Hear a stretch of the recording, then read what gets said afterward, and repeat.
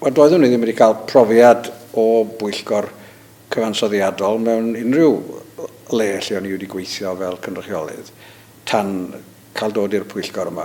A rwy wedi sylweddoli gymaint o waith manwl sydd wedi cael ei wneud drwy'r cynulliad yma, yn enwedig wrth graffu ar deddfwriaeth a'r rheoliadau sy'n cael eu cynhyrchu gan Lywodraeth Cymru, a hefyd beth sydd yn dod atoni o San Steffan. Ac ro'n i a diddordeb arbennig yn amlwg yn Bil Cymru drafft, oherwydd roedd hwnnw yn gosod trefniadau newydd eto ar gyfer cyfansoddiad Cymru.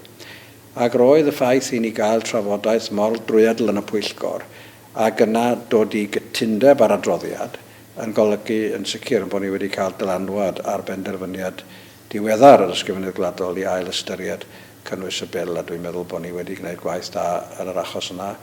Beth arall sy'n ddiddorol am y pwyllgor yma, wrth gwrs, ydy bod yna un cynrychiolydd o bob plaid. Felly, dio ddim fel pwyllgor arferol yn y cynulliad, ond mae o yn bwyllgor mwy arbenigol sydd yn cyfrannu tuag at y drafodaeth a'r deddfu sy'n digwydd yma.